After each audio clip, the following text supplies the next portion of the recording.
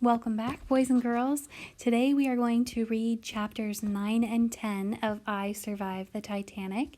And when you're finished, there is just one question that you will need to respond to for me under an assignment.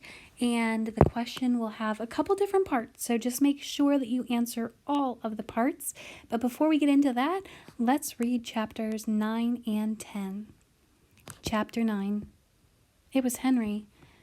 "Hello, George," said Henry. "Can I speak to Miss Key, please?" Henry wore his usual polite smile, but his voice wasn't jolly. "What is it?" said Aunt Daisy, stepping out of her room. "So sorry to barge in like this, ma'am," Henry said, "but there's been an incident." Aunt Daisy glared at George.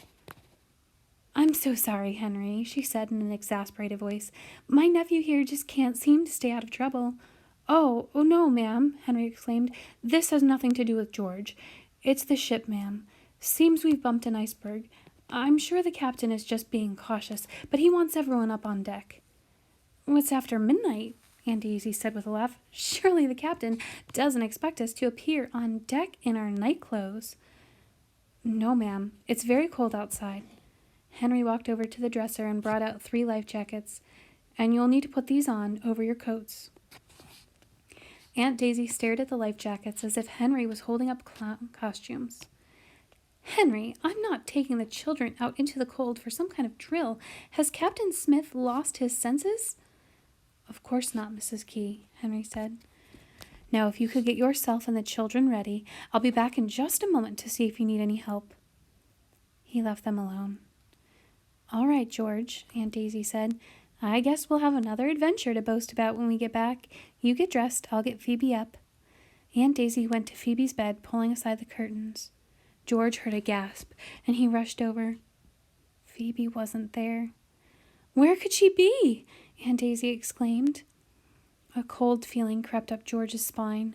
Phoebe, his guardian angel, she must have woken up while George was gone, and now she was somewhere on the ship, searching for George. He took a deep breath. "I went out exploring," George said. "After you went to bed, I didn't think Phoebe would wake up. She never does." "So she's out there looking for you?" Aunt Daisy said. George nodded. "She doesn't want me getting into trouble." He kept his eyes glued to the floor. Aunt Daisy should be furious with him, and Papa was right. George had no sense, not one lick of sense. How could they ever find Phoebe? But then George had an idea. That lemon drop in the hallway. Could it be? He ran out into the corridor, which was still empty. It seemed Henry wasn't having much luck getting people out of bed and up onto the deck. George ran a little ways down the hallway. There! He hurried down a bit farther. Yes, another lemon drop. Phoebe, his smart sister. Aunt Daisy came up behind him.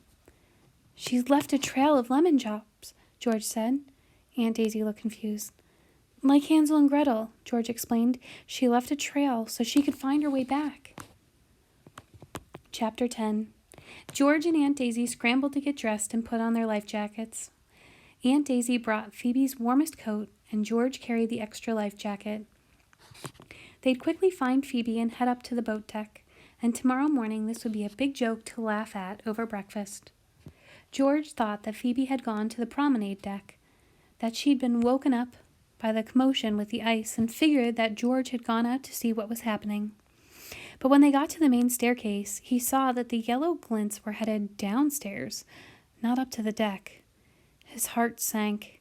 Phoebe had headed down to the first-class baggage hold because she knew that George would want to see that mummy. Of course she'd known. Phoebe could read his mind. A chill went through George's bones. What if the scar-faced man was lurking in the baggage hold when Phoebe got there? He ran faster down the stairs now.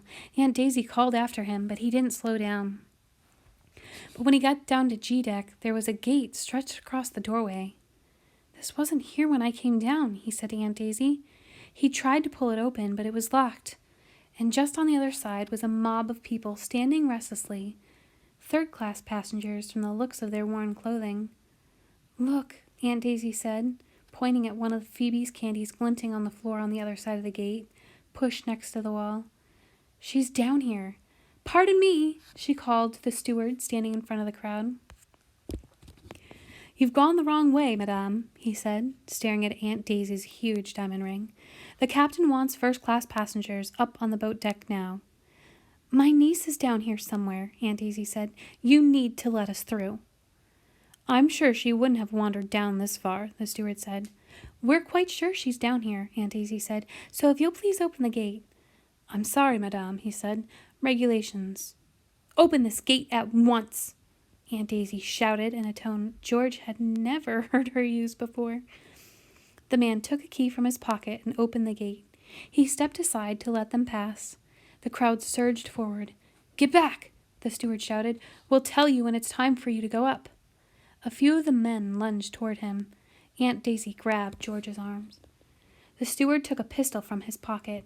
His hand shook as he waved it toward the crowd. George and Aunt Daisy stepped through the gate.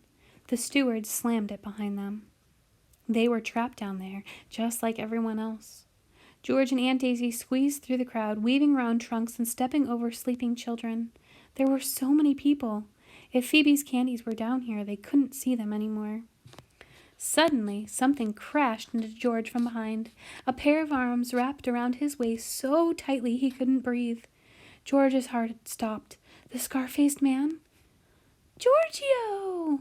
Enzo screamed up at him. George's eardrums nearly split in two. Enzo's father hurried over to them.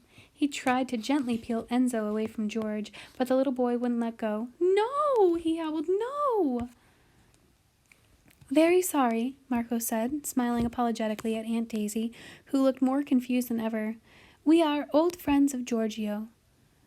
George started to introduce Aunt Daisy, but before he could get 3 words out, Enzo was dragging him down the hall, elbowing his way through the crowd like a pint-sized bowl. See, Enzo said. What? George said. No. See. What was this kid doing? What did he want George to see? The answer was just a few steps away through an open doorway. It was the mail sorting room, except now all George could see was water. Green water swirling halfway up the stairs, foaming and churning like a stormy river. Sacks of mail bobbed up and down, hundreds of letters floated on the surface. And now George understood what Enzo was saying. Sea. The sea. The Titanic was filling with water from the sea. All right, boys and girls, that's the end of chapter 10. So what I'd like you to do now is go back into the assignment and click on that puzzle piece assignment where there is 1 paragraph response that you have to give me, but there are a couple parts to the question. So please make sure you read all of the parts and answer all of the parts to the question. All right, let me know if you have any questions. Talk to you soon.